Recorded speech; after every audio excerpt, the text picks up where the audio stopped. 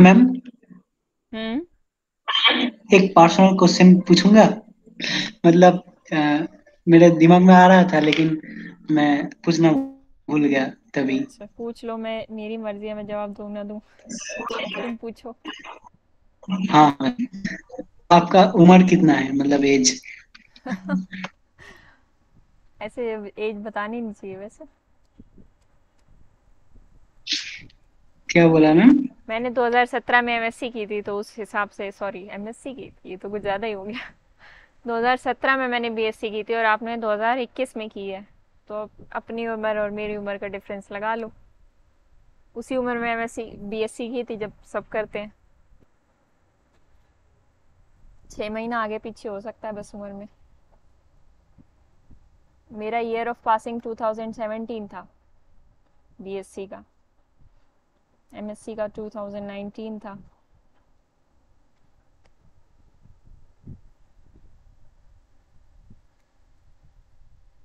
चलो इसको निकालते रहो आराम से। Ma'am 24 ma'am. हम्म।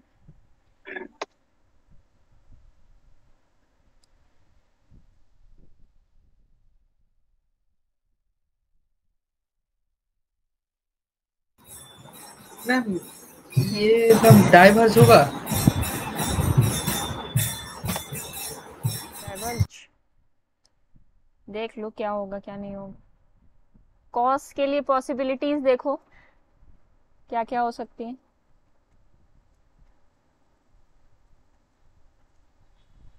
कॉस क्या क्या वैल्यूज लेता है, फिर जब कॉस की वैल्यूज आएंगी तो उस पर सिग्नम फंक्शन की वैल्यूज डिपेंड करेंगी। एक्स स्क्वायर तो बेचारा ऐसे ही है। मेन तो ये जो साइड में पड़ा सिग्नम कॉस एक्स है, ये फंक्शन है। होमवर्क चाहिए तो होमवर्क ले लो, अच्छे से सोचना इसको।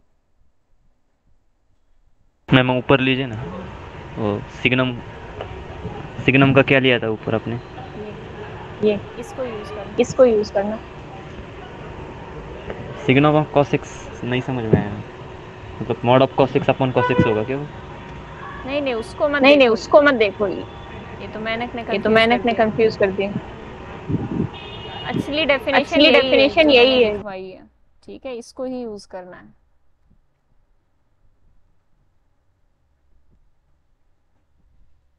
इसको यूज करोगे तो क्लैरिटी रहेगी लिमिट बस। एग्जिस्ट नहीं करते क्या इसकी? हम्म। चलो वेरी गुड एकता। किस वे से किया है, मतलब ये बता दो यूज क्या किया है, बस इतना बताना, मेथड मत बताना। सिक्वेंशियल क्राइटेरिया से। ठीक है, सीक्वेंशियल क्राइटेरिया अगर यूज करेंगे बाकी सब भी तो इजी पड़ेगा। आंसर क्या है? Does not exist.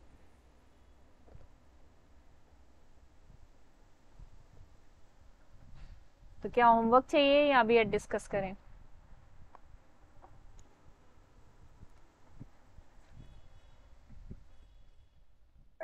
अभी कर दो। मैम अभी अभी देखो एक बात, वो कल जब क्लास हो था हम्म। तब तो cos x जब limit x tends to infinity, तब तो वो तो लिमिट एग्जिस्ट नहीं कर रहा था। हम्म।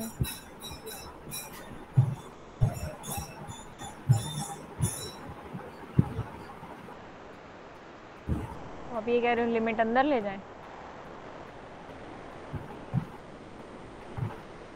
ये लिमिट अंदर तभी ऐस- जा सकती है जब फंक्शन कॉन्टिन्यूस हो, और मतलब ये डायरेक्टली करना पॉसिबल नहीं है आपके लिए। अगर एक दो बातें और भी करते हैं साथ में, चलो उसको अभी छोड़ देते हैं। जैसे कि कोई फंक्शन है एफ, उसकी लिमिट हमें बता रखी है। रुको मैं निकाल लूँ तभी साथ साथ बता पाऊंगी। एफ और जी दो फंक्शंस हैं defined on some neighbourhood of c such that limit x approaching to c f of x is l, and limit x approaching to c g of x is some m. ये functions हैं जो सी की neighbourhood में defined है। सी पर defined होना ज़रूरी है? बिल्कुल भी नहीं, क्योंकि हम सिर्फ लिमिट की बात कर रहे हैं, कॉन्टिन्यूटी अभी कहीं भी गेम में आई नहीं है। कॉन्टिन्यूटी जब आएगी तब जिस पॉइंट पे बात की जा रही है वो पॉइंट डोमेन का पॉइंट होना चाहिए। यहाँ पे सी ज़रूरी नहीं है। फंक्शन उस पॉइंट पे डिफाइंड हो। फंक्शन जिस पॉइंट पे डिफाइंड होता है उसको क्या बोला जाता है? डोमेन का पॉइंट। फंक्शन अगर उस पॉइंट पे डिफाइंड नहीं है तो क्या बोला जाएगा? वो पॉइंट डोमेन में नहीं है। दोनों बातें रिलेट कर रहे हो? Function defined at some particular point मतलब वो पॉइंट डोमेन में होगा। फंक्शन डिफाइंड नहीं है, अगर आपने बोल दिया फंक्शन इस पॉइंट पे डिफाइंड नहीं है, 1/x किस पॉइंट पे डिफाइंड नहीं है? 0 पे। सिर्फ इतना लिखने की जरूरत है मुझे, f(x) = 1/x। ये लिखते ही आपके दिमाग में क्या जाएगा कि x = 0 पे this function is not defined, और ये लिखते ही आपके दिमाग में ये जाएगा कि इसकी डोमेन जो है इस फंक्शन की वो क्या होगी? r-0 singleton. ठीक है, तो अभी यहाँ पे सिर्फ लिमिट की बात हो रही है, तो c की नेबरहुड में फंक्शन डिफाइंड है, c पे डिफाइन होना ज़रूरी नहीं है। लिमिटिंग वैल्यू की बात हो रही है तो आसपास डिफाइन होना चाहिए पॉइंट्स पे। ठीक है, c needs to be a limit point. तो सबसे पहली बात यहाँ पे जो ध्यान देने वाली है कि अगर f की लिमिट l है c पे और g की लिमिट m है, तो limit x approaching to c, इसके छोटे छोटे प्रूफ्स होते हैं। कोई भी बुक खोलोगे उसमें इसके प्रूफ मिल जाएंगे। अभी मैं सविता अरोड़ा लेके बैठी हूँ, उसमें इसका प्रूफ है, SK मापा में मिल जाएंगे। ठीक है, सिंपल सिंपल प्रूफ्स हैं, अपनी नॉलेज के लिए पढ़ सकते हो आप। एप्सिलॉन डेल्टा जो डेफिनेशन होती है वहाँ से इसको प्रूफ कर रखा है। तो limit x approaching to c f(x) plus g(x), या मैं ऐसे लिख दूँ, ये कम्प्लीटली सही रहेगा, f plus g(x) = l plus m। पढ़ा भी हुआ है हमने, जिसने भी थोड़ी बहुत लिमिट कॉन्टिन्यूटी पढ़ी है। अगर f प्लस की जगह माइनस होता तो l की प्लस m की जगह माइनस m आ जाता। प्लस की जगह प्रोडक्ट होता तो limit x approaching to c f into g of x = lm। ठीक है, limit x approaching to c f/g होता अगर, वैसे तो चलो इसको मैं थोड़ा ऐसे भी लिख देती हूँ तो ज़्यादा अच्छा लगेगा। f(x) प्लस माइनस g(x) ऐसे ओपन हुआ, फिर अलग अलग लिमिट डिस्ट्रीब्यूट हुई, उसके बाद आपने इसको l प्लस माइनस m में की फॉर्म में लिखा। सिमिलरली यहाँ हुआ f(x) इंटू g(x), सिमिलरली यहाँ होगा f(x) डिवाइडेड बाई g(x), मतलब ये ऐसा बन जाएगा limit x approaching to c। और g के लिए खास कंडीशन क्या होनी चाहिए थर्ड केस में?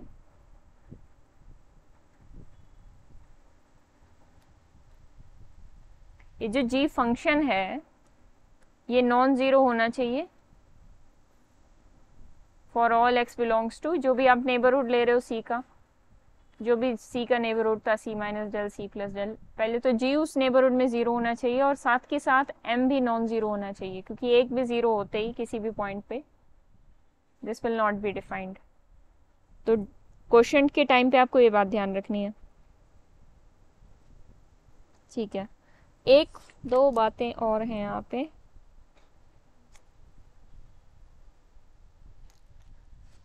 अगर फंक्शन की लिमिट l दे रखी है तो मॉडुलस की लिमिट क्या आ जाती है? Limit x approaching to c। Mod of f की लिमिट क्या आएगी? That will also be equal to mod of l, मतलब मॉड लग जाएगा सिर्फ। ठीक है, अगर ठीक है, इतना ही काफी है अभी के लिए। अगर किसी मॉड पे लिमिटिंग वैल्यू l दे रखी है, मतलब मॉड ऑफ f पे limiting value mod of l दे रखी है, तो क्या f की लिमिट l होगी? No ma'am. कोई एग्जांपल बता सकते हैं? f(x) को ऐसा क्या लें, ये बात होल्ड ना हो जो मैंने बोली। अगर ये है f(x) = 1 x greater than 0 के लिए और -1 x less than 1 के 0 के लिए, x लेस देन 0 के लिए और x ग्रेटर देन 0 के लिए, चलो जो भी है। तो 0 पे लिमिट चेक करना चाहते हैं हम, किस पे चेक करें?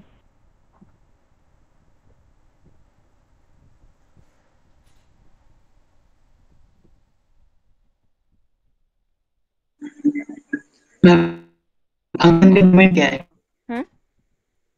क्वेश्चन ये है कि अगर फोर्थ पॉइंट होल्ड कर रहा है तो this implies limit x approaching to c f(x) = l।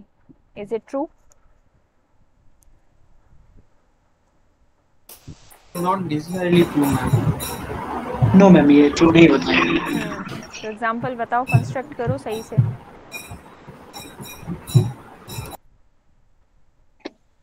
Ma'am ये जो एक ने कॉन्सेप्ट किया है यही हो मैम। तो यहाँ पे मैं क्या लिखूं? मॉड एक्स तो मतलब एफ ऑफ एक्स तो 1 होगा। कांस्टेंट है वो, तो कांस्टेंट फंक्शन है, उसकी लिमिट हर जगह एग्जिस्ट करेगी, बनी होगी।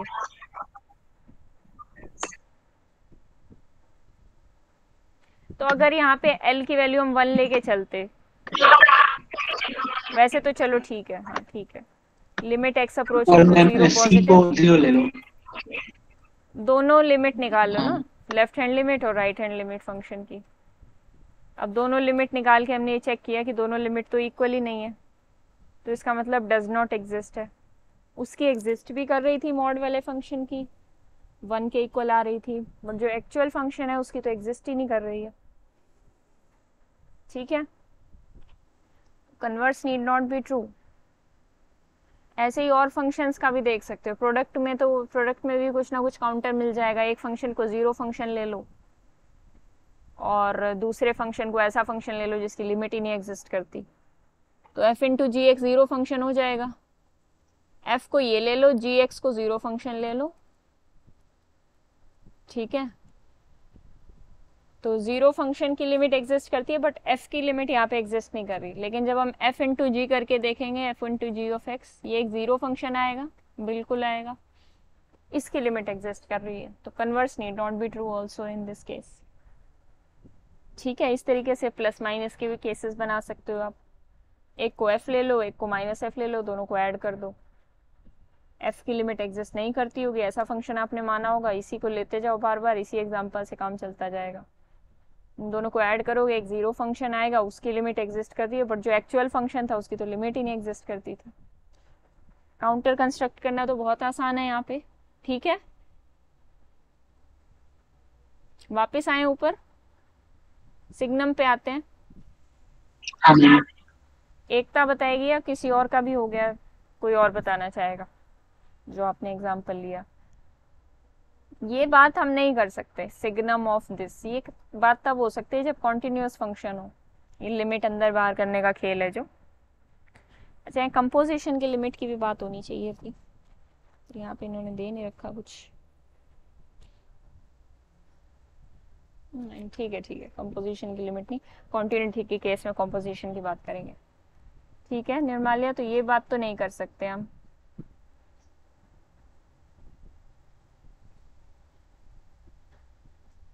सीक्वेंसेस मिले, चलो एक तो आप ही बता दो क्या सीक्वेंसेस लें। -2n पाई और -2n पाई प्लस π/2। -2n पाई और -2n pi plus π/2 plus π/2। Minus भी ना लें, प्लस भी ले लें तो भी कोई दिक्कत नहीं है 2n पाई को, मुझे तो लगता नहीं कोई दिक्कत आएगी। तो अगर हम इसको कंस्ट्रक्ट करेंगे, यहाँ से देखेंगे, पुट करेंगे, देखो ये वाला कहाँ पे जा रहा है, ठीक है, अच्छा माइनस इन्फिनिटी पे जा रहा है, ठीक है। ये वाला भी, ऊपर वाला भी माइनस इन्फिनिटी पे जा रहा है, नीचे वाला भी माइनस इन्फिनिटी पे जा रहा है। अब तक तो काम सही चल रहा है। जैसे ही f ऑफ -2n पाई करेंगे, क्या देखेंगे, -2n pi whole square, signum of क्या हो जाएगा, cos of -2n pi, which is this is equal to 1। तो सिग्नम ऑफ 1 क्या हो जाएगा, 1 ही हो जाएगा, क्योंकि signum of some positive quantity, positive number is positive, positive मतलब 1 आ जाएगा, सिग्नम तो 1 हो जाता है ना। ऊपर वाला देख लो, x ग्रेटर देन 0 के लिए इट इज 1, लेस देन 0 के लिए इट इज -1, तो ये 1 हो जाने वाला है। तो ये हो जाएगा 4n square pi square, limit n approaching to infinity आप इस पे लगाओगे, into 1 which is equal to infinity. चलो ठीक है यहाँ तक। अब दूसरा देखते हैं, दूसरा देखेंगे तो -2n पाई प्लस π/2, इसका तो होल स्क्वायर हो जाएगा, और साथ में सिग्नम ऑफ क्या हो जाएगा, सिग्नम ऑफ, अच्छा cos of -2n pi plus π/2, तो आप इसको ऐसे भी लिख सकते हो, cos of 2n pi minus π/2 which is equal to cos π/2। ठीक है, cos π/2 क्या होता है, 0 होता है, तो this into zero, limit approach करने से पहले ही इसको ज़ीरो से मल्टीप्लाई किया, आपको ज़ीरो मिलेगा। उसके बाद आप लिमिट अप्रोच करोगे, limit n approaching to infinity, this will always be zero. तो एक तरफ तो इन्फिनिटी आ रहा है, एक तरफ ज़ीरो आ रहा है, ठीक है। Limit does not exist. हाँ मैम। और एग्जाम्पल्स ढूंढना आपने और सीक्वेंसेस ढूंढना, ठीक है। कॉस की तरफ से ही आपको सीक्वेंस ढूंढने हैं, टेंशन फ्री होके। कुछ ये दिखने में खतरनाक सा फंक्शन है बस, लेकिन कॉस के लिए ऐसे ढूंढो ताकि एक तरफ प्लस आ जाए, एक तरफ माइनस आ जाए, या जीरो आ जाए, कुछ ऐसा आ जाए। यहाँ पे ठीक था ना, cos π/2, हाँ जीरो पे जीरो था फंक्शन, ठीक है। मैंने कहा कुछ गलती ना करती हो मैंने। तो आपके पास तीन है यहाँ पे तरीके कॉन्ट्राडिक्शन लाने के लिए, या तो आप जीरो ले आओ, या पॉजिटिव ले आओ, या माइनस ले आओ। ऐसा करते करते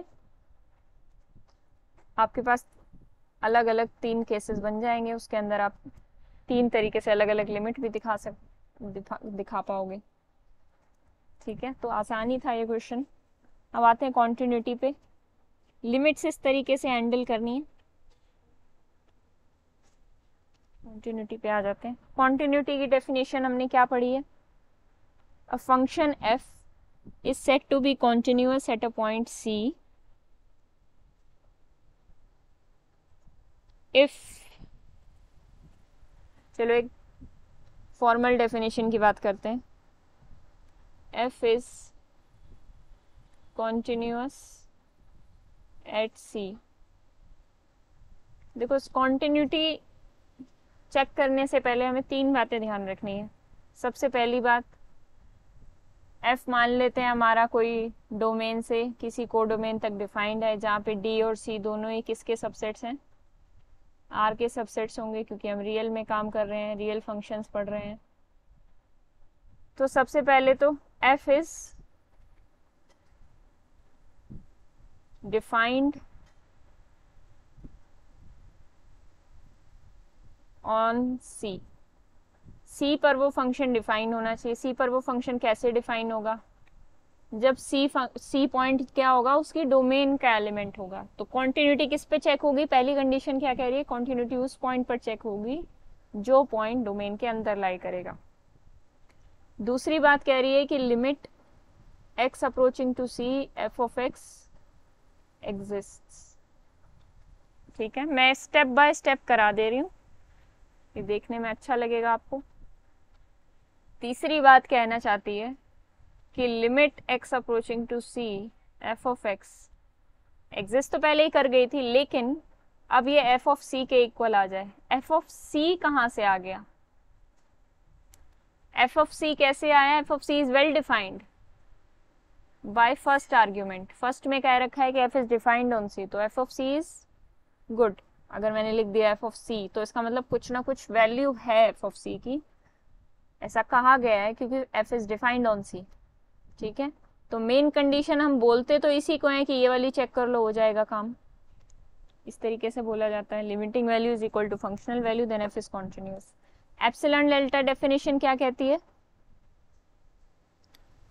f is continuous at c, इसी लाइन को यहाँ पे लिखेंगे, if for each epsilon greater than 0 there exists delta greater than 0 such that f of x minus f of c की absolute value is less than epsilon whenever x minus c की absolute value is less than delta। और यहाँ पे ये नहीं लिखा गया 0 less than, ये वाला रिलेशन नहीं लिखा गया, क्योंकि यहाँ पे x इक्वल टू c भी हो सकता है, और ऑब्वियसली होगा क्योंकि जो c पॉइंट है वो डोमेन का पार्ट है, ठीक है। इक्वल टू c पे तो ये कंडीशन वैसे भी होल्ड करनी है,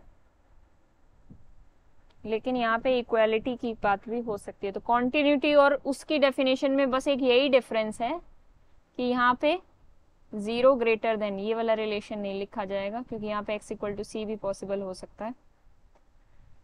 और लिमिट की डेफिनेशन में यहाँ हमेशा ऐसे लिखा जाता है 0 greater than mod of x minus c less than del, ठीक है। यहाँ पे एक और बात कर लेते हैं। अब मेन बात जो आती है, जो बचपन से आप पढ़ते आए हो, क्या पढ़ा था बचपन में? कॉन्टिन्यूटी क्या होती है? बिना पेन उठाए ग्राफ बन जाए उसको कॉन्टिन्यूस ग्राफ बोलते हैं, ग्राफिकली। कहाँ चला गया? हाँ मैम। ये डेफिनेशन अधूरी है, गलत है। ये बच्चों के लिए ठीक है लेकिन आपके लिए ठीक नहीं है। क्यों ठीक नहीं है, किसी को पता है?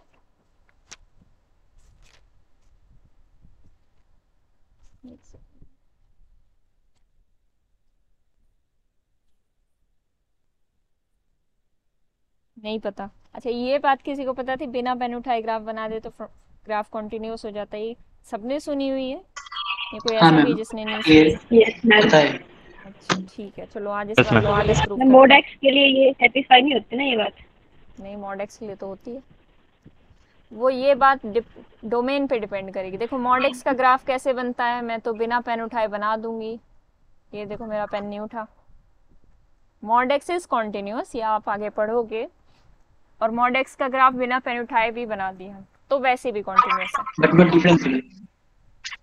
बिना पेन उठाए अगर आप ग्राफ बना दिया तब तो फंक्शन कॉन्टिन्यूस हो जाएगा, लेकिन अगर फंक्शन कॉन्टिन्यूस है तो ज़रूरी नहीं है उसका ग्राफ बिना पेन उठाए बनाया जाए। इम्प्लीकेशन समझ में आया?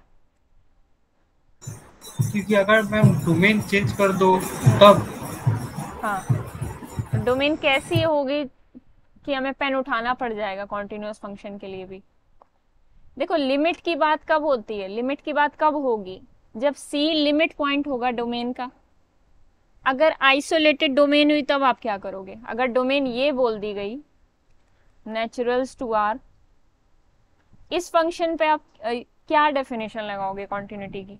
फिर आप कहोगे कि ऐसे बोलोगे limit x approaching to c f of x is equal to जो भी है एफ ऑफ सी, ये कहोगे। ये कहना तो पूरी तरह गलत है क्योंकि इस डोमेन के पास कोई भी लिमिट पॉइंट नहीं है। डोमेन कैसी है? फाइनाइट है ma'am. Sorry ma'am, isolated points का सेट है। आइसोलेटेड है। हाँ। सारे पॉइंट्स इसके आइसोलेटेड हैं। अरे सारे ना भी हों, एक डोमेन ऐसी देख लो, मैंने आपको एक डोमेन दी, मेरी मर्जी है कि मैं आपको ये डोमेन दूं टू आर, और मैं फंक्शन भी डिफाइन करती हूँ। ठीक है, फंक्शन हम डिफाइन करते हैं 3 when x is equal to 3, ऐसे ही कर लेते हैं, और x when x belongs to 0 to 1, या ऐसा कुछ कर लेते हैं तो सेम हो जाएगा, x plus 1 कर लेते हैं। ठीक है, इसका ग्राफ बनाओ ज़रा, क्या पेन उठेगा कि नहीं उठेगा? 0 से 1 के बीच में क्या बन रहा है? ये 0 पे 1 है, कुछ ऐसा ग्राफ बनेगा। ठीक है, ठीक है, 1 2 3, 3 पॉइंट यहाँ पे कहीं आएगा और 3 पे 3 दे रहा है आपको। ये ग्राफ है इस फंक्शन का। इस ग्राफ को बनाने के लिए क्या किया, क्या बोला जाता था? एक और बात बोली जाती थी, बिना पेन उठाए बना लें। एक और बात होती थी, नो ब्रेक्स नो होल्स, ऐसे भी बोला जाता था। कोई गड्ढे नहीं, कोई ब्रेक नहीं, बिना ब्रेक की गाड़ी चल रही है, वही कॉन्टिन्यूस होगी। पर ये सब बातें गलत हैं। ये सब बातें उस एक्सटेंट तक सही हैं जब आप पूरे आर पे बात कर रहे हो या किसी पर्टिकुलर इंटरवल में बात कर रहे हो, कनेक्टेड डोमेन में बात कर रहे हो। Mainly domain needs to be connected. Connected domain कैसी होती है? जिन्होंने पढ़ा हुआ है वो बताए।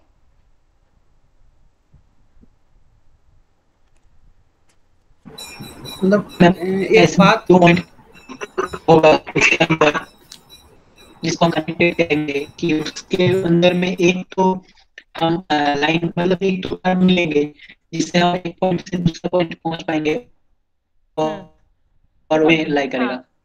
डोमेन का मतलब क्या होगा यहाँ पे? डोमेन क्या होगी? आर का सबसेट होगी, तो आर का ऐसा सबसेट होगा, रियल लाइन का ऐसा सबसेट होगा जो कनेक्टेड हो। अब जैसे ये एक सेट लिया मैंने जो 2 इंटरवल्स की यूनियन है, इसको बोला जाएगा डिसकनेक्टेड। कनेक्टेड का क्या मतलब है कि कोई, मान लेते हैं ये सेट है हमारा, ठीक है, इनके कोई भी 2 पॉइंट्स आप उठाओ, उनको आपस में ज्वाइन किया जा सकता है इसी आर सेट में के तो पॉइंट से।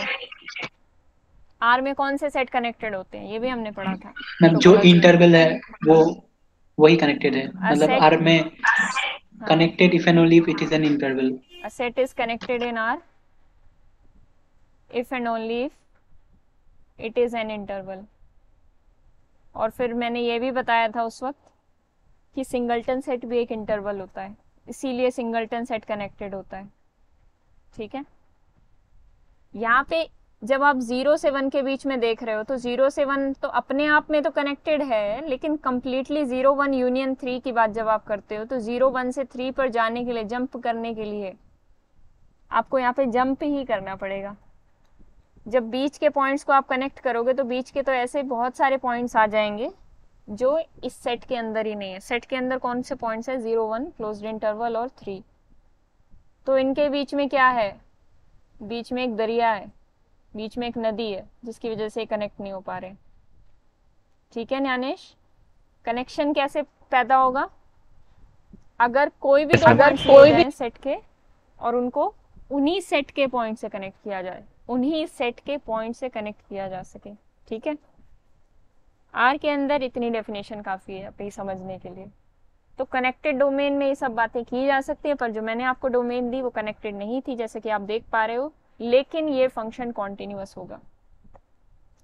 कैसे?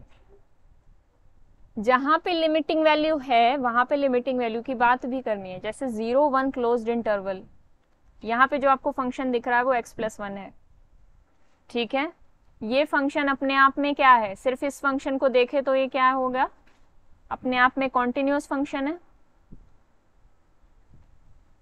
ठीक यस है, मैम। इतना फंक्शन कॉन्टिन्यूअस है। लेकिन प्रॉब्लम कहाँ पे आएगी? जब कोई भी व्यक्ति देख रहा है इसको, जिसको बिना पेन उठाए ग्राफ बनाने की आदत है, वो कहेगा मेरा पेन यहाँ पे उठ गया, अब मैं क्या करूँ? इसका मतलब ये ग्राफ डिसकॉन्टिन्यूअस है बिकॉज ऑफ x = 3 पे जो इसकी वैल्यू है। पर ऐसा नहीं है। x = 3 पे अप्रोच करो। आप क्या अप्रोच कर सकते हो? लिमिट्स जब हमने पढ़ी थी तो मैंने कहा था अप्रोच करने के लिए क्या चाहिए? 3 की नेबरहुड में इनफाइनाइट पॉइंट्स चाहिए जिसके थ्रू हम अप्रोच कर पाए। क्या इसकी लिमिटिंग वैल्यू निकाली जा सकती है 3 पे? नहीं मैम, 3 तो एक लिमिट पॉइंट ही नहीं है। 3 उसका लिमिट पॉइंट नहीं है, 3 एक आइसोलेटेड पॉइंट है डोमेन का। तो 3 पे लिमिटिंग वैल्यू चेक नहीं की जाएगी। और कॉन्टिन्यूटी की डेफिनेशन पे वापस आए तो कहा जाता है कि अगर C लिमिट पॉइंट है, मतलब ये डेफिनेशन तब लगती है if C is a limit point of domain. Case 1 ये हो गया, if C is a limit point of domain. Case 2 लिख लो यहाँ पे, what if C is not a limit point of domain? If C is not a limit point of domain, then क्या होगा? f of जो function है is always continuous at C। क्योंकि आपको limiting value की तो बात ही नहीं करनी है, वहां सिर्फ और सिर्फ फंक्शनल वैल्यू की बात होगी। Always continuous in the sense, इसके साथ एक और लाइन लिख ली जाए तो ज्यादा बेटर रहेगा। f is if C is not a limit point of domain, then if function is defined at C, जो मैंने पहली कंडीशन ऊपर लिखवाई थी सेम लिखवा दी यहाँ पे, एंड दूसरी कंडीशन कुछ भी नहीं होगी। हाँ, this implies f is continuous। Ma'am इसका नोट कब अपलोड होगी मैम? नोट अपलोड करने में टाइम लगेगा, अब कल बनाना शुरू करूंगी। ठीक है मैम। क्योंकि वो अलग अलग जगह के बिखरे बिखरे नोट्स पसंद नहीं आ रहे हैं मुझे, सेटिस्फेक्शन नहीं मिल रहा है। तो ठीक है रुक मैम। जाओ 1-2 दिन थोड़ा सा। ठीक है, कल या तो मैं ग्राफ की क्लास लूंगी, तो कल इसका लेक्चर तो होगा नहीं, तो मुझे थोड़ा टाइम भी मिल जाए शायद लिखने का। ठीक है, ये बात अच्छे से लिख लो। और खैर ये यहाँ तो लिखी हुई है, कभी देखना हो तो यहाँ से देख लेना। 2-3 दिन अभी वेट कर लो, लिमिट से स्टार्ट करने पड़ेंगे ना। ठीक है, तो लिमिट पॉइंट है तो इतनी 3-4 बातें करनी पड़ेंगी आपको। लिमिट पॉइंट नहीं है तो सिर्फ पूछो कि फंक्शन डिफाइंड एट C पर। यस, मैंने कहा हाँ डिफाइंड है, तो आपने कहा बिल्कुल कॉन्टिन्यूस होगा। तो function is always continuous at isolated points of domain. ये बात भी आप लिख सकते हो, जो बड़ी इंपॉर्टेंट है, जिसको मैं बॉक्स कर देती हूँ।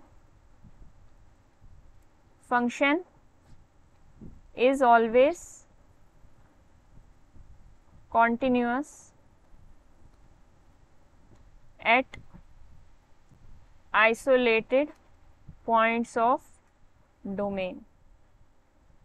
Points of domain is important ना, अगर डोमेन का ही पॉइंट नहीं है तो फिर कॉन्टिन्यूटी की तो बात ही कहाँ है। अब मैं अगर आपसे पूछूं कि ये जो फंक्शन मैंने दिया एफ आपको 0 1 यूनियन 3 2 r, क्या ये फंक्शन 4 पे कॉन्टिन्यूअस है, x इक्वल टू 4 पे, यस और नो? मैम इसकी तो कंटिन्यूटी की कोई बात ही नहीं होगा। बात ही नहीं होगा मतलब वहां पे डिसकंटिन्यूअस बोलेंगे, ठीक है, डिसकंटिन्यूटी। अगर पूछ लिया जाए तो डिसकंटिन्यूटी ही बोला जाएगा, because function is not defined at that point. सबसे पहली कंडीशन यही होती है दोनों केसेस में, case 1 case 2, function needs to be defined at that point. यहाँ पे फंक्शन डिफाइंड ही नहीं है तो function is discontinuous at that point,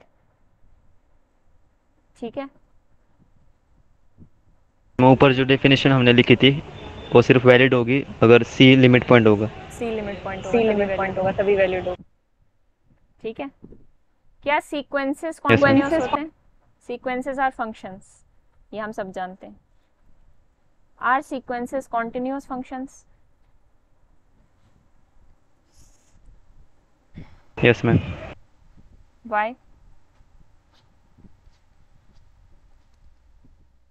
उसका हर एक पॉइंट आइसोलेटेड पॉइंट होगा। उसकी डोमेन का हर एक पॉइंट आइसोलेटेड पॉइंट है, ठीक है।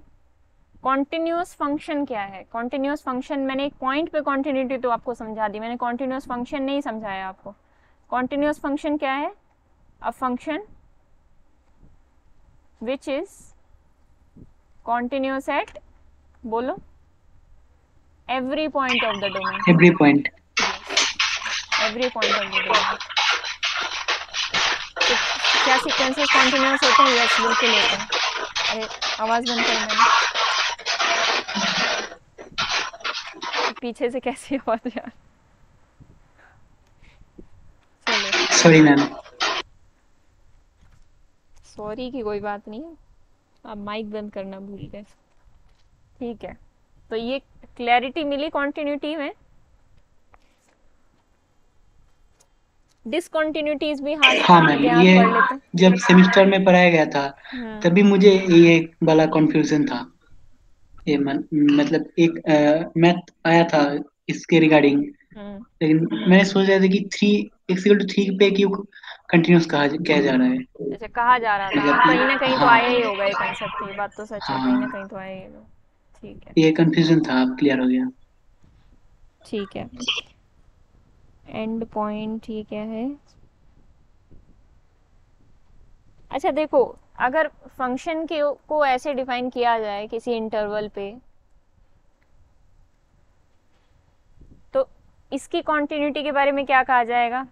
मतलब कॉन्टिन्यूटी इसकी डोमेन पे, कॉन्टिन्यूटी ऑन ए बी, तो हर जगह से लिमिटिंग वैल्यू एग्जिस्ट करनी चाहिए, functional value limiting value equal होनी चाहिए। फंक्शनल वैल्यू हर जगह डिफाइंड है, बिल्कुल है, कुछ ना कुछ फंक्शन आपका डिफाइन होगा किसी न किसी तरीके से।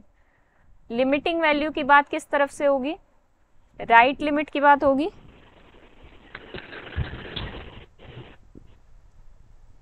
ए पर लेफ्ट, ए पर लेफ्ट, ए पर राइट, ए पर राइट, बी पर लेफ्ट, हाँ, और बी पर लेफ्ट। ऐसे इसको बोला जाता है set to be continuous at end point if it is continuous from the right at a, continuous at the end point b, right at a, ठीक है। मतलब इसको मैम कैसे लिखा जाता है? ए की राइट हैंड साइड का लिमिट ए की फंक्शनल वैल्यू से इक्वल आएगा। Yes, exactly. और इसी तरह बी के लिए क्या बोला जाएगा? बी की left hand limit functional value के इक्वल होना चाहिए। इसके बी के लिए कोई भी, यहाँ पे केवल और केवल एलएचएल की बात होगी, यहाँ केवल और केवल राइट हैंड लिमिट की बात होगी, ठीक है।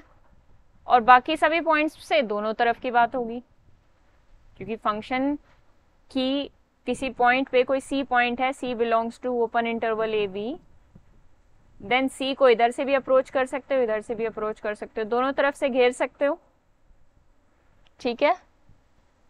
सी चोर है जिसको दोनों तरफ से पुलिस आके पकड़ सकती है, अगर सी बीच का पॉइंट है, ठीक है। तो बस ये समझने वाली बात थी यहाँ पे, ये क्लैरिटी आपके दिमाग में रहनी चाहिए। तो इंटरवल पे कॉन्टिन्यूटी इस तरीके से देखी जाएगी। और पूरे आर पे तो हर एक पॉइंट पे लिमिटिंग वैल्यू, और जैसे आर टू आर डिफाइंड है अगर फंक्शन, तो हर एक पॉइंट पे लिमिटिंग, फंक्शनल, ये सब वैल्यूज की बात होगी। Limiting value is equal to functional value, है ना। तो हर पॉइंट के लिए होगा।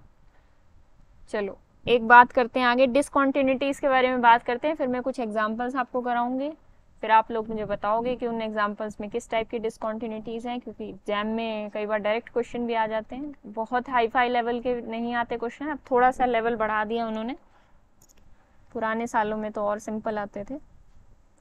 जैसे कि पहली कॉन्टिन्यूटी की, डिसकॉन्टिन्यूटी की बात करते हैं।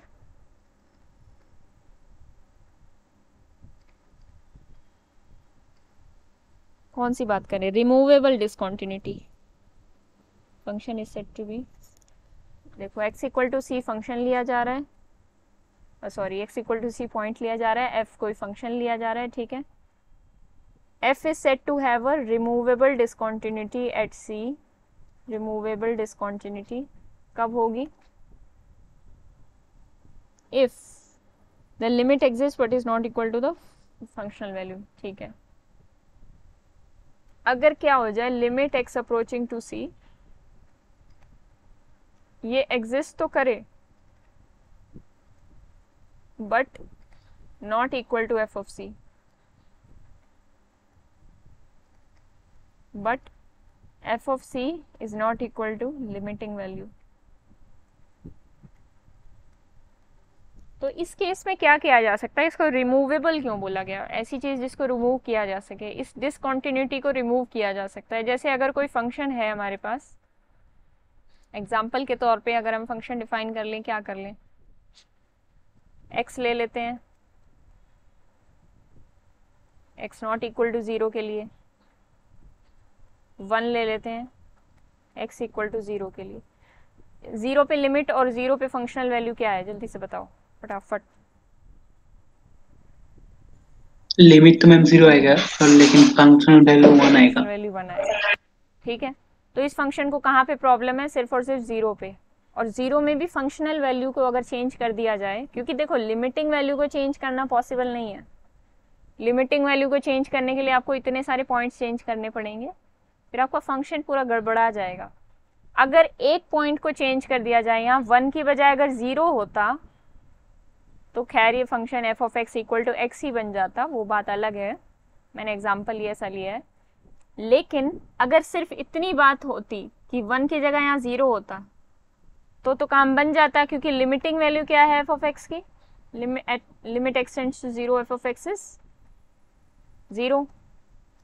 बट यहाँ पे f ऑफ 0 आप बोल रहे थे 1 है, तो अगर f ऑफ 0 भी 0 के बराबर आ जाए तो बस आपका फंक्शन कॉन्टिन्यूअस हो जाएगा। So I have made this function continuous by defining new functional value. तो फंक्शनल वैल्यू को चेंज करके इसकी डिसकॉन्टिन्यूटी को रिमूव किया जा सकता है, ठीक है। एक से ज़्यादा हो सकते हैं डिसकॉन्टिन्यूटी किसी फंक्शन के बाद, ज़रूरी नहीं है हर डिसकॉन्टिन्यूटी को फंक्शन के रिमूव किया जा सके। जैसे कि कोई फंक्शन लिया है, लें अगर हम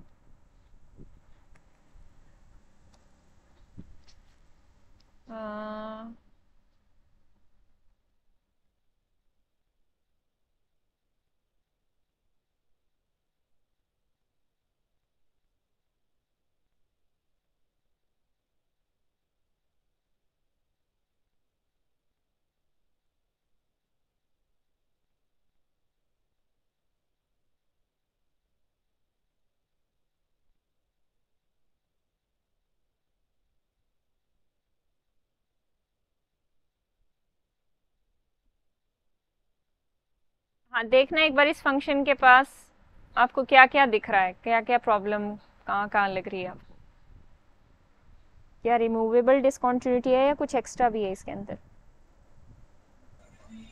नहीं मैम लिमिट ही तो नहीं एग्जिस्ट कर रहा है। लिमिट जैसे 0 पे हमने देखा फंक्शनल वैल्यू तो 2 आ रही है, 0 पे लेफ्ट हैंड लिमिट क्या आ रही है, लेफ्ट हैंड लिमिट आ रही है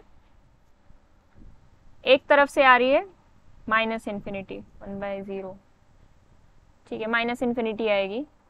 जैसे कि इसकी लेफ्ट हैंड लिमिट निकालनी आती होगी ना आपको, limit x approaching to 0 negative 1/x, तो आप क्या करते हो, x को 1/0 माइनस h से रिप्लेस कर देते हैं और फिर लिमिट h अप्रोचिंग टू 0 लगा देते हैं, ऐसा करते हैं ना, ये बचपन का काम है 11th-12th का। तो यहाँ से हम क्या देखते हैं, फिर इसकी वैल्यू माइनस इन्फिनिटी को अप्रोच कर जाती है। ठीक है, RHL आप देख रहे हो, RHL क्या आ रहा है, 1 - 0 1। ठीक है, इस एग्जाम्पल का हम खैर आगे यूज करेंगे, लेकिन हमें यहाँ से पता चल रहा है कि इसका कुछ नहीं किया जा सकता। अगर LHL भी 1 आती तो फंक्शनल वैल्यू को रीडिफाइन कर देते हम। अगर LHL भी 1 आती RHL की जगह, RHL की तरह LHL is equal to RHL is equal to 1 होता, तो क्या ये रिमूवेबल डिसकंटिन्यूटी हो जाती? अगर Yes, ऐसा ma'am. होता तो बस फंक्शनल वैल्यू को रीडिफाइन कर देते, 2 की बजाय क्या कर देते, 1 कर देते, LHL RHL और सब कुछ ठीक हो जाता, सब कुछ 1 हो जाता। कुछ इस तरीके का अगर फंक्शन होता तो, लेकिन यहाँ पे नहीं किया जा सकता सब कुछ ठीक। ठीक है, कुछ चीज़ों को कभी ठीक नहीं किया जा सकता, इससे अच्छा है चीज़ों को गड़बड़ी मत करो। Just kidding. तो आगे बढ़ते हैं हम और नेक्स्ट देखते हैं। आपको समझ में आ गया होगा कि हमेशा चीज़ें ठीक नहीं की जा सकती। रिमूवेबल डिसकंटिन्यूटी हुई अगर सिर्फ और सिर्फ, तो हम उसको रिमूव करके कॉन्टिन्यूस बना सकते हैं अगर हमें ज़रूरत पड़ी तो, इसीलिए उसको रिमूवेबल बोल दिया गया। रिमूवेबल के जब आपने समझा है ना, जब वो रिमूव कर रहे हो वो एक बार समझा तुमने। रिमूव ऐसे कर रहे हैं, देखो हम ऊपर वाला फंक्शन था ये, हाँ या कोई मैम। और फंक्शन ले लूँ अगर, चलो यही ले लेते हैं -6, चलो यही ले लेते हैं। ठीक है, इसकी लिमिटिंग वैल्यू क्या है Nirmalya? Limit as x approaches to 0, 0 होगा मैम। 0 है। फंक्शनल वैल्यू एट 0 क्या है? 0 पे फंक्शनल वैल्यू 0 ही है मैम। नहीं, 0 नहीं, आप देखो अच्छा f of 0 is 2। हाँ मैम। लिमिटिंग वैल्यू के साथ ज़्यादा छेड़छाड़ नहीं की जा सकती, क्योंकि लिमिटिंग वैल्यू को अगर ये पॉइंट 0 है, इसको अप्रोच करते करते कितने पॉइंट्स आ रहे हैं इस तरफ से और इस तरफ से कितने आ रहे हैं, दोनों तरफ से इनफाइनाइट पॉइंट्स आ रहे हैं 0 को अप्रोच करते करते। 0 की लिमिटिंग वैल्यू किसी एक पॉइंट की वजह से नहीं है, उसकी लिमिटिंग वैल्यू अनकाउंटेबल पॉइंट्स की वजह से है। अनकाउंटेबल तो खैर क्या ही बोलो, इनफाइनाइट बोल दो अभी के लिए, अनकाउंटेबल ज़्यादा हो जाएगा। उसकी लिमिटिंग वैल्यू इनफाइनाइट पॉइंट्स की वजह से है। तो इनफाइनाइट पॉइंट्स में छेड़छाड़ करने की बजाय अगर मैं देखूं ये f of 0 is equal to 2, इसको रीडिफाइन करके एक नया फंक्शन बनाया जाए, g of x नाम दे देना उसको, कोई टेंशन की बात नहीं है, उस फंक्शन को g of x नाम दे दो और ये 2 की जगह क्या रिप्लेस कर दो, 0। अब क्या होगा, f of 0 यानी g of 0 2 बन गया, सॉरी g of 0 0 बन गया और limit of g of x 0 आ ही रही थी, तो limiting value is equal to functional value. So this means g is continuous, और g क्या था, जो नया फंक्शन डिफाइन किया गया था।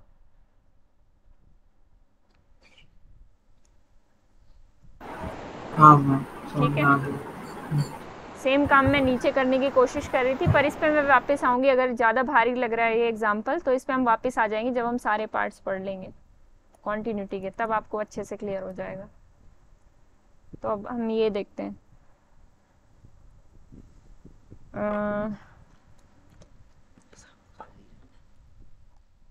नेक्स्ट पार्ट देखते हैं, डिसकंटिन्यूटी ऑफ फर्स्ट काइंड। हम सेकंड एग्जांपल में रिमूवेबल डिसकंटिन्यूटी नहीं होगी ना, क्योंकि लिमिट एग्जिस्ट नहीं करता। हाँ, रिमूवेबल तब होती है जब लिमिट, जैसे लिमिट्स में दोस्ती होती, LHL और RHL एक ही बात कर रहे होते हैं। यहाँ एक तो माइनस इन्फिनिटी की तरफ भाग रहा है, डज नॉट एग्जिस्ट है। खैर लिमिट डज नॉट एग्जिस्ट के लिए हम देखेंगे कौन सी टाइप के अंदर फॉल करेगा। तो लिमिट केवल और केवल एक बात करे और फंक्शनल वैल्यू फिर अलग हो जाए तो उसको रिमूव किया जा सकता है, लेकिन लिमिट्स ही एग्जिस्ट ना करें, अलग अलग भागने लगे, तो फिर उसको रिमूव नहीं किया जा सकता। तो यहाँ लिमिट डज नॉट एग्जिस्ट का केस था, इसलिए it is not a removable discontinuity. इसको हम देखते हैं अभी।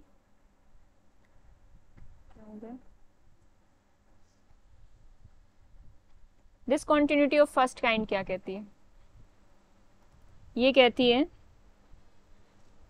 If limit exist but not equal, मतलब LHL RHL दोनों एग्जिस्ट करें बट इक्वल ना हो दोनों।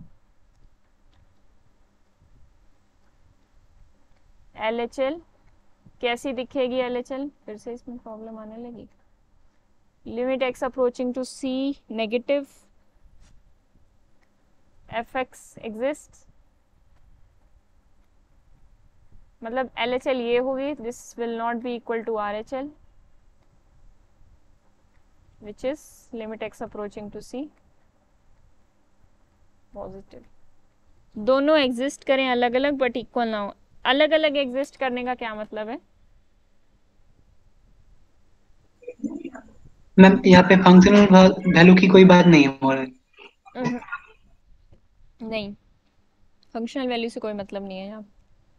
लेकिन दोनों लिमिट एग्जिस्ट करेगा। दोनों लिमिट एग्जिस्ट करें, बस इक्वल ना हो, मतलब फाइनाइटली एग्जिस्ट कर जाएं दोनों, कुछ ना कुछ फाइनाइट नंबर लें लेकिन अनइक्वल आए। जैसे कोई एग्जांपल के तौर पे हम क्या ले सकते हैं? हाँ, वो जो सेकंड वाला एग्जांपल दिया था रिमूवेबल का, नहीं, उसमें वो इन्फिनिटी आ रहा है, वो प्रॉब्लम करेगा। इन्फिनिटी को हम बाद में हैंडल करेंगे। मैम सिग्नम फंक्शन को ले लो। डिरिचलेट फंक्शन ले लो ना। डिरिचलेट ले लो, सिग्नम ले लो। नहीं, डिरिचलेट में दिक्कत हो जाएगी, वहाँ लेफ्ट और राइट का केस नहीं बचता, वहाँ पे बड़ी दिक्कत होती है, वहाँ रैशनल इरेशनल में आ जाता है, उसकी बात अलग ही है, वो लिमिट डज नॉट एग्जिस्ट में आता है। ये ले लेते हैं, LHL RHL उसमें बताना पॉसिबल नहीं है, यही ठीक है। सिग्नम फंक्शन ठीक है, सिग्नम में 1 -1 0, x less than 0, x equal to 0, x greater than 0। इसमें RHL तो आपकी 1 आ रही है, साफ साफ दिख रहा है। 0 पे RHL आपने निकाली, 1 आएगी। LHL निकालोगे वो क्या आ जाएगी? -1। ठीक है, दे बोथ एग्जिस्ट, दोनों फाइनाइट हैं, दोनों एग्जिस्ट कर रही हैं, but 1 is not equal to -1, so this is discontinuity of first kind signum function के पास।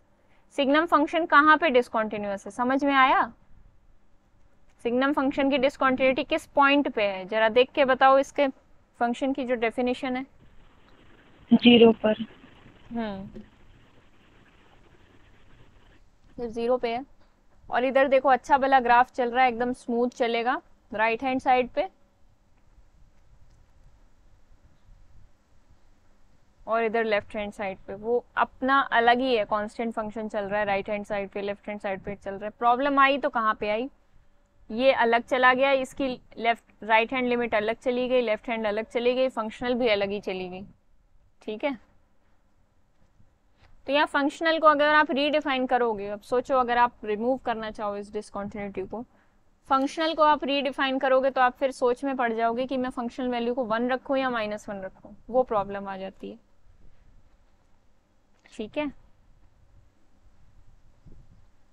So this can not be removed, ये वाली यस डिसकंटिन्यूटी। मैम, ठीक है।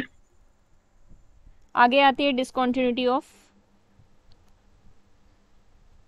अब इसी में है, छोटी मोटी बातें। Discontinuity of first kind from the left and from the right.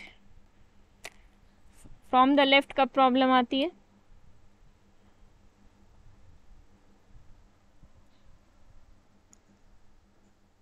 जब राइट हैंड लिमिट लेफ्ट और hand, functional value, left hand limit और function value, discontinuity of the left है ना, एक तो चल नहीं रहा।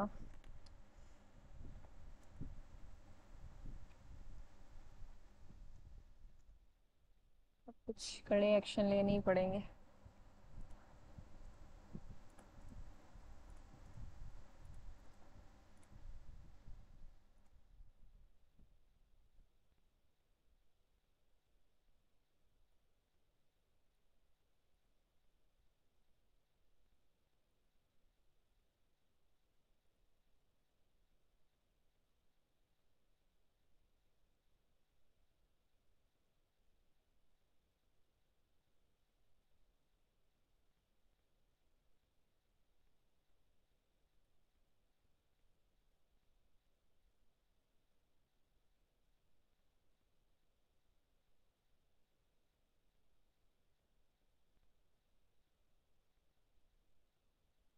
एक मिनट रुकना।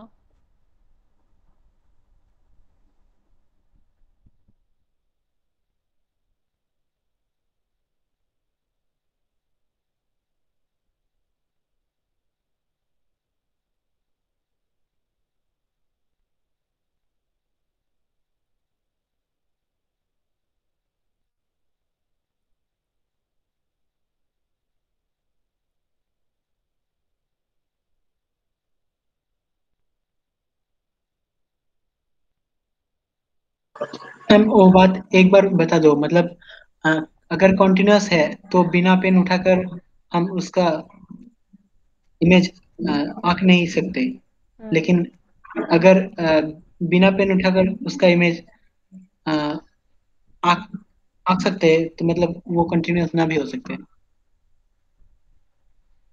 अगर बिना पेन उठाए आप कोई ग्राफ बना पा रहे हो तो वो कॉन्टिन्यूअस है। विदाउट लिफ्टिंग द पेन लिख लो, without lifting the pen implies continuous, but continuous need not imply this, क्योंकि continuous फंक्शन सीक्वेंस भी होता है। सीक्वेंस को तो आपको डॉट डॉट डॉट डॉट मारनी पड़ेगी एक एक नेचुरल नंबर पे जाके। गूगल कीप ओपन कर लेती हूँ मैं, रुकना, ठीक है, इसमें तो लिखा नहीं जा रहा। कल से एवर नोट चलाएंगे हम, थक गई हूँ मैं तो इससे।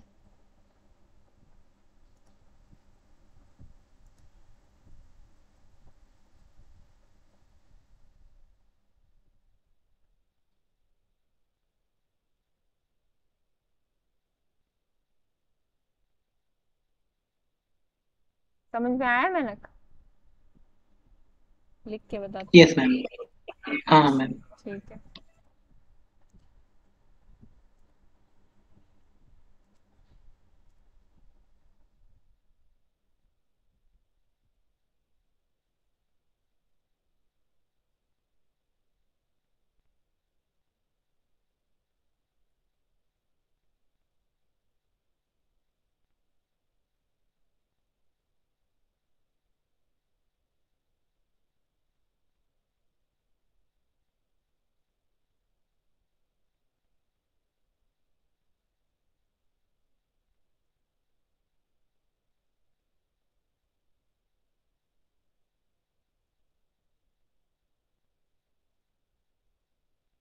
तो छोटा दिखता है इसमें।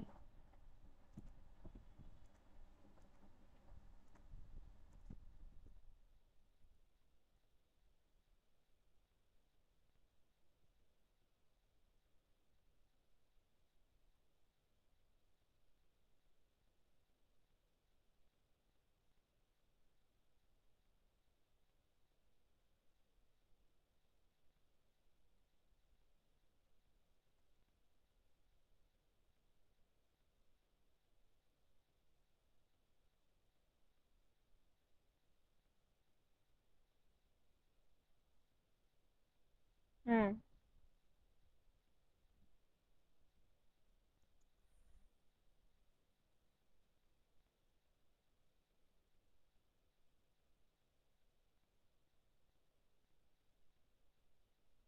चलो, डिसकंटिन्यूटी फ्रॉम द लेफ्ट यही है कि left hand limit functional value के इक्वल ना हो, और फ्रॉम द राइट ये है कि right hand limit functional value के इक्वल ना हो। वो इतना इंपॉर्टेंट नहीं है, नोट्स में मैं लिख दूंगी। ठीक है, समझ में आया या फिर लिख के भी दिखाऊं? आया मैम। हाँ मैम समझ में आ गया। ठीक है, इसके बाद है एक डिसकंटिन्यूटी ऑफ सेकंड काइंड।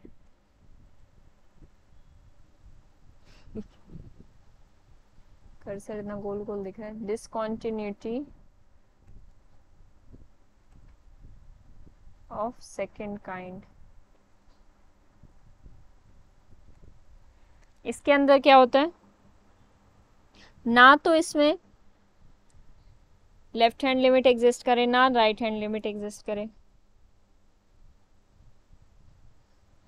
मुझे ऐसा लग रहा है इसमें कुछ गड़बड़ लिखा है। एक का होता था एग्जिस्ट करने का या दोनों का होता था? बुक पे भी डाउट हो रहा है मुझे।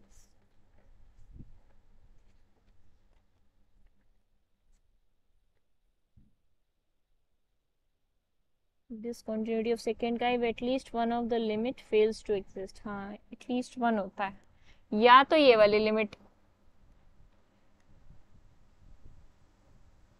Limit x approaching to a negative f of x, या तो ये एग्जिस्ट ना करे या फिर राइट हैंड लिमिट ये एग्जिस्ट ना कर पाए।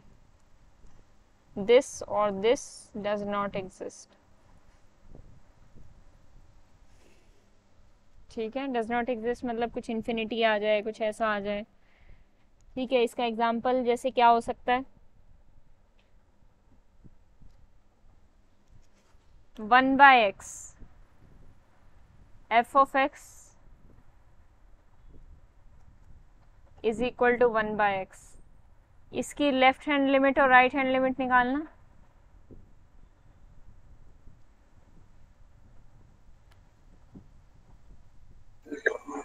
मैम 0 पे। हाँ, 0 पे। मैम दोनों ही एग्जिस्ट नहीं कर रहे। दोनों ही, एक इन्फिनिटी आएगा, एक माइनस इन्फिनिटी आएगा।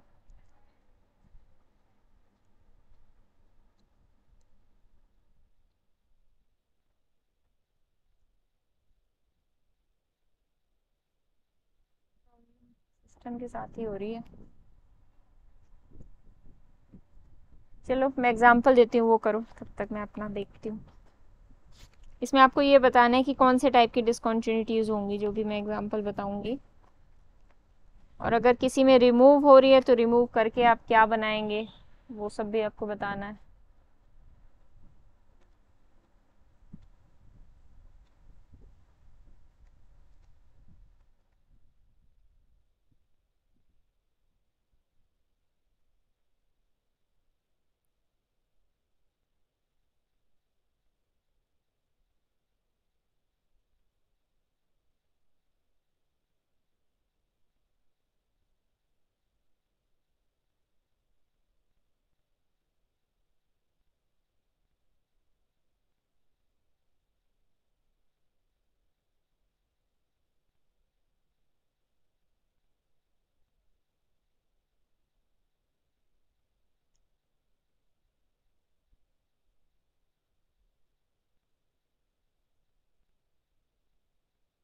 कर लेना, उसके बाद बताना।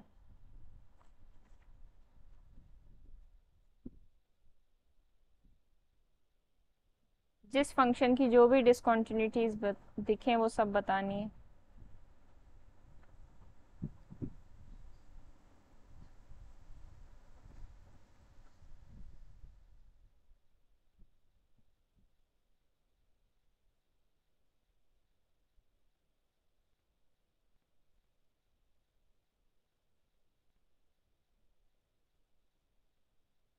थर्ड में स्पेसिफिकली पूछा है, इस पॉइंट पे बताओ।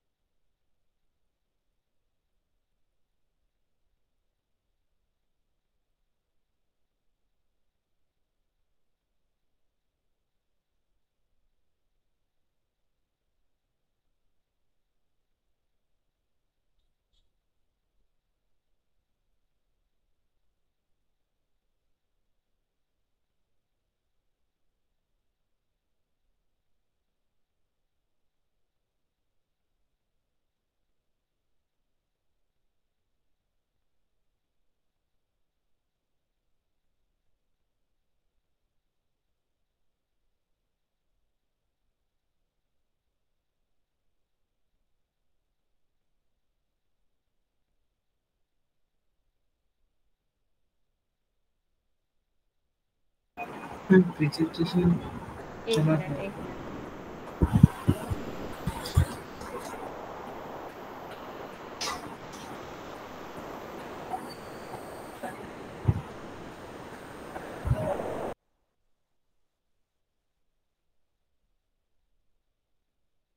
सुबह वाला मैंने रिकॉर्ड कर लिया था पर उसको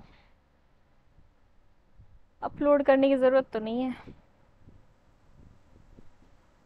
आज का जो सेशन था ना, हाँ आज का सेशन वो नहीं है, जरूरत नहीं है। जिनको ज़रूरत थी वो आ ही गए थे।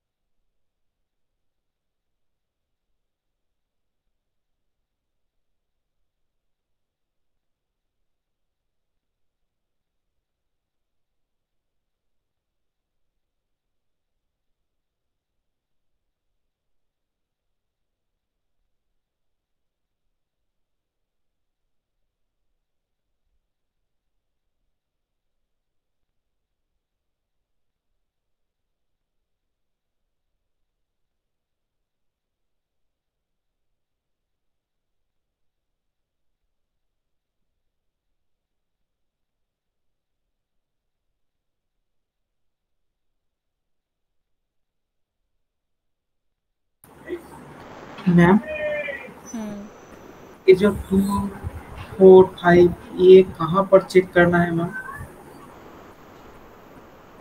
कौन सा वाला?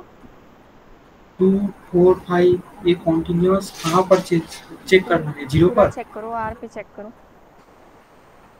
जहाँ आपको गड़बड़ लगे।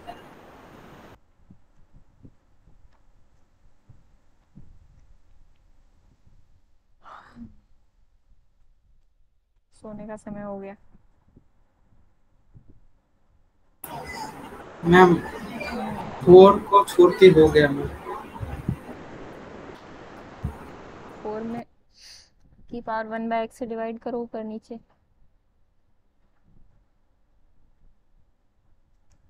4 में दिख तो रहा है, 0 पे चेक करना है, ये तो समझ में आ ही रहा होगा।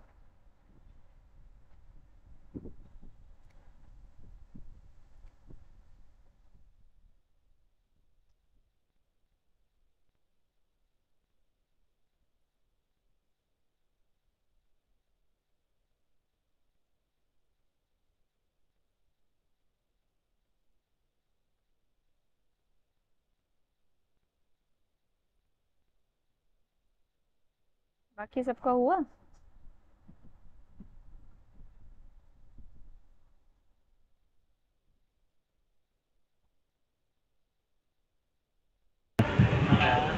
हो गया मैम। हाँ फर्स्ट का बताओ।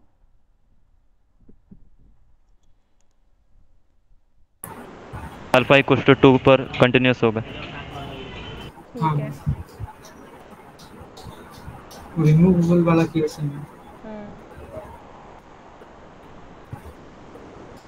उसका अल्फा इक्वल टू 2 आ गया।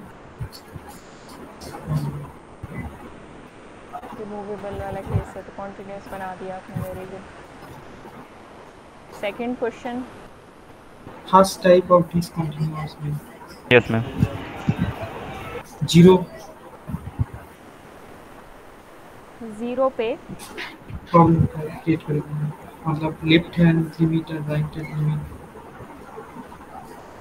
फंक्शन भी डिफाइंड नहीं है जीरो पे, वो भी प्रॉब्लम है हाँ ना। और जीरो पे एक तरफ से लिमिट 1 2 आ रही है, एक तरफ से 0 आ रही होगी यस मैम। इसके अंदर। ठीक है, तो इसमें left hand limit is not equal to right hand limit, वो भी प्रॉब्लम है और फंक्शन भी डिफाइन नहीं है। फर्स्ट काइंड की डिसकंटिन्यूटी भी है और फंक्शन भी डिफाइन नहीं है। ठीक है,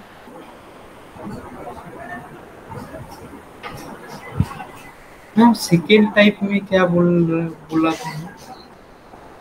सेकेंड टाइप में था कि कोई एक लिमिट एग्जिस्ट ना करे, इनफाइनाइट आ जाए कोई लिमिट। अच्छा अच्छा अच्छा। थर्ड, हाँ थर्ड बताओ। कंटिन्यूस होगा। कंटिन्यूअस तो नहीं होगा मैम, फर्स्ट टाइप डिसकंटिन्यूअस होगा। फर्स्ट टाइप मतलब लेफ्ट हैंड मतलब limit is not equal to right hand limit. Yes ma'am. Left hand limit क्या निकलेगी इसमें? देखो ये तो क्या ही है, कौन सा वन फंक्शन है निकलेगी। ये? फंक्शन फ्रैक्शनल है part of x. Fractional part. तो एक 1 आएगी एक 0 आएगी मैम। एक 1 आएगी, एक नहीं, एक 3 आएगी, एक 0 आएगी। अच्छा सॉरी 1 आएगी। चलो देखते हैं। Limit x approaching to 0 negative देख लो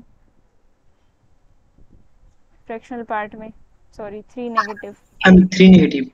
3 नेगेटिव का मतलब क्या है? 3 से जस्ट छोटा नंबर पुट करो, 2.999 ऐसा कुछ नंबर पुट करो, उसका फ्रैक्शनल पार्ट कितना आएगा? 0.9999। ठीक है, तो उसका फ्रैक्शनल पार्ट किसको अप्रोच कर रहा है? 0.9999999999 चलता ही जा रहा है 99, 1 को अप्रोच करेगा ना, 0.9 बार Yes, ma'am. को अप्रोच, दैट इज 1 1। और उसके 3 पॉजिटिव पे लिमिट जब चेक करेंगे 3.0001 इस टाइप का नंबर पुट करो, 3.01 ही पुट कर लिया करो, तो वो क्या देगा आंसर? 0.01 0.001 0.0001, वो 0 को अप्रोच करेगा। जल्दी जल्दी में 0.9990 समझ ले उसको। अच्छा उस वाले को, अच्छा अच्छा, तो ये 0 आएगा। Left hand limit is not equal to right hand limit. अच्छा फंक्शनल वैल्यू क्या है 3 पे? Functional value right hand limit के बराबर है। फंक्शनल वैल्यू तो डिसकंटिन्यूटी फ्रॉम द लेफ्ट हुई ना, क्योंकि लेफ्ट वाली अलग है उन दोनों से। लेफ्ट वाली लिमिट 1 आ रही है, राइट हैंड वाली लिमिट और फंक्शनल वैल्यू दोनों 0 आ रही हैं। तो प्रॉब्लम किस तरफ से हुई इसको? लेफ्ट हैंड वाली से, डिसकंटिन्यूटी फ्रॉम द लेफ्ट। ठीक है,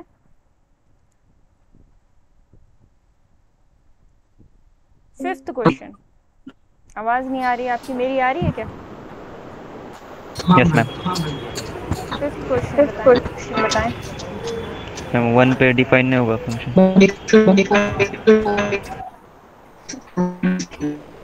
मैम ये तो कंटिन्यूअस होगा मैम। अच्छा, एक कोई कह रहा है कॉन्टिन्यूस होगा, कोई कह रहा है डिफाइन। एकता 1 को छोड़कर सब पर होगा मैम कंटिन्यूस। मेरे को तो लग रहा है मैम कंटिन्यूअस होगा, 1 को क्योंकि छोड़ ऊपर को 1 पे नहीं होगा। हम पे नहीं होगा मैम। कॉन्टिन्यूस क्यों होगा? मैंने कहा आप रहने ही दो, आज आपकी आवाज नहीं आ रही, बाकी लोग बोलें। तो बाकी 1 सब पे तो डिफाइन मैम पॉलिनोमियल है। किस पर? बाकी पॉइंट्स पर 1 को डिफाइन। छोड़, हाँ मैम 1 पे देखो क्या है इसकी वैल्यू, ऊपर पुट करो 2 आएगा मैम। हाँ 1 पे तो 2 आएगा। हाँ, इसीलिए तो मैंने क्वेश्चन दिया है। वैसे तो ये दिखने में बहुत इजी है, लेकिन अब आप में से कोई ये गलती कर रहा है, इसीलिए मैंने क्वेश्चन दिया। 1 पे फंक्शन डिफाइंड नहीं है, 1 पे इसकी लिमिट 2 है पर functional value is 0/0 which is not defined. ठीक है, मैम एफ ऊपर का ऑफ अगर एक x minute, plus 1 into x minus 1 में क्या आप 0/0 को काट के 1/1 लिख सकते हो? नहीं मैम। नहीं लिख सकते, सब अग्री कर रहे हैं इस बात पे? ये यस काट मैम। सकते हैं, काट सकते हैं। ठीक है, 0/0 को काट के 1/1 नहीं लिखा जा सकता, क्योंकि अगर लिखा जा सकता होता तो 0/0 तो डिफाइंड हो जाता। इतनी बात ठीक है? Yes ma'am. ठीक है, जगह हमारी लिमिटेड है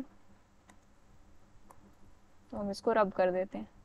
अब दूसरी बात मैं ये पूछना चाहती हूँ कि जब ऐसा नहीं किया जा सकता तो जब आप f(1) करोगे, जब आप f(1) निकालते हो तो क्या होता है? ऊपर 1-1, नीचे भी 1-1, क्या बन जाता है? 0/0 विच इज नॉट डिफाइंड। चलो ये तो साफ है कि f(1) डिफाइंड नहीं है, क्योंकि 0 को 0 से काटा नहीं जा सकता। लेकिन फिर लिमिटिंग वैल्यू कैसे निकल के आ जाती है? लिमिटिंग वैल्यू में कैसे काट देते हैं फिर? कभी सोचा है?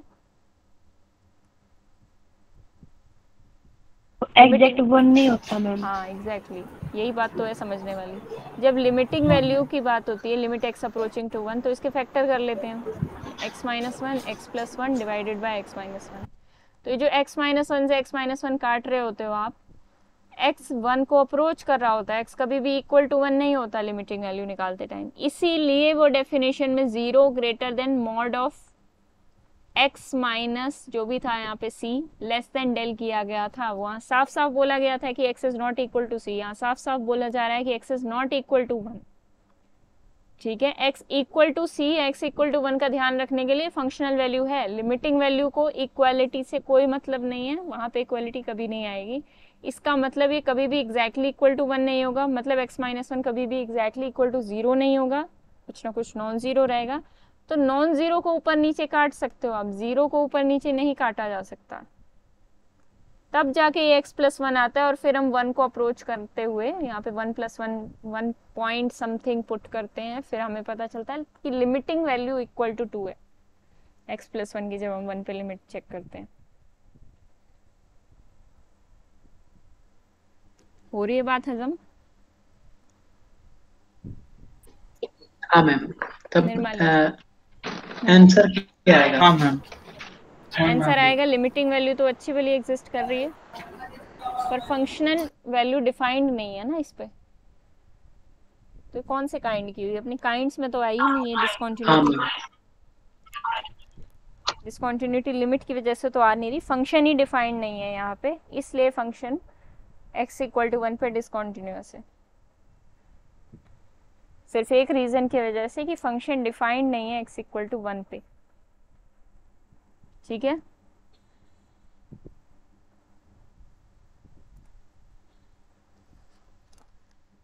फोर्थ क्वेश्चन की बात करो। Second kind discontinuity. Second kind आ रहा है, लिमिटिंग वैल्यू चेक की होगी तो क्या निकली होगी? राइट हैंड लिमिट इन्फिनिटी आ रहा है। अच्छा, लिमिट x अप्रोचिंग टू 0 जो भी है। देखो e की पावर 1/x से मैं ऊपर नीचे डिवाइड कर लूँ तो ये क्या हो जाएगा? 1 plus e to the power minus 1/x। ठीक है यहाँ तक? अब इसकी राइट हैंड और लेफ्ट हैंड आपको चेक करनी पड़ेगी।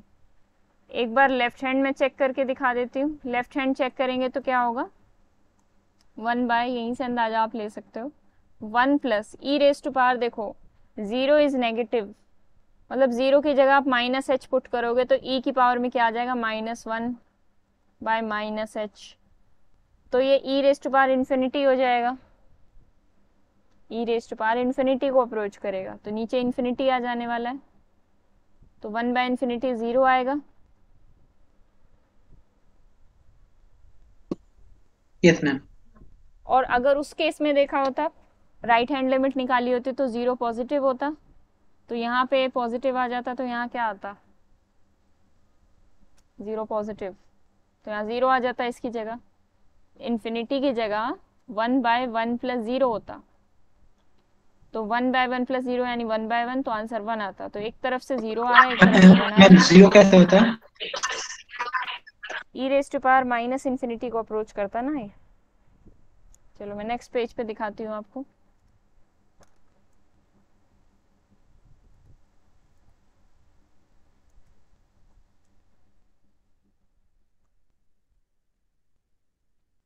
e⁻1/(-1/x + 1 था, limit x approaching to 0 positive करते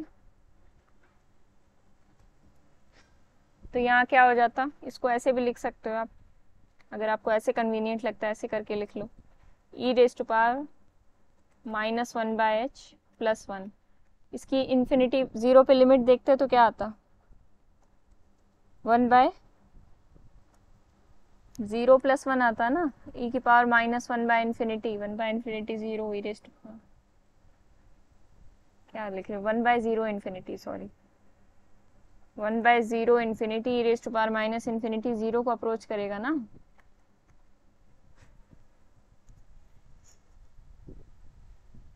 हम समझ रहे हैं। ठीक है, e⁻∞ में हम 0 को अप्रोच करता है। क्यों हाँ करता है? मैम। हाँ क्योंकि 1/e⁻∞ 1/e⁻∞ कैसे लिख सकते हो आप, इसको ऐसे लिख सकते हो, 1/e⁻∞, वो 1/∞ को अप्रोच करता है और फिर वो 0 को अप्रोच करता है। बड़ा मुश्किल हो रहा है लिखना मेरे लिए। ठीक है, हाँ मैम। ठीक है। ठीक है, कल कॉन्टिन्यूटी में आगे बढ़ते हैं। कॉन्टिन्यूटी के तो अभी 4 लेक्चर तो होंगे ही, और बहुत कुछ है कॉन्टिन्यूटी में, ये तो चलो बेसिक। मैम कॉन्टिन्यूटी को खत्म करके वो लीनियर वाला लोगे ना? नहीं, लीनियर वाली कल होगी 3 बजे।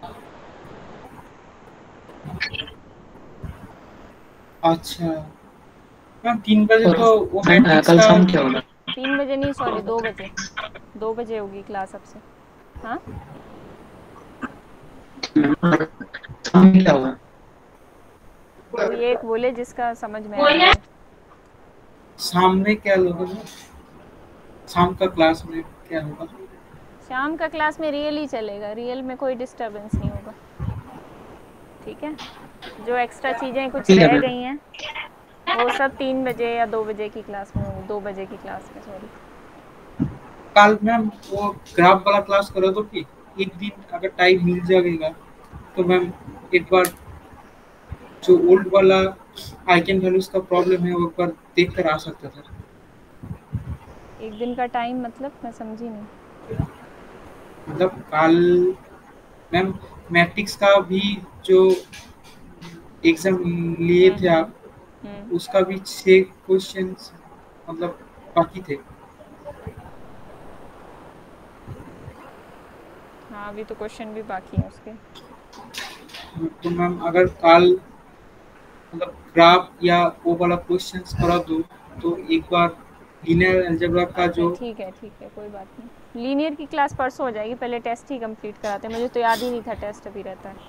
लीनियर की क्लास परसों हो जाएगी 2 बजे वाली क्लास में, और शाम को तो रियल चल ही रहा है, वो तो चलता ही रहेगा। ठीक है फिर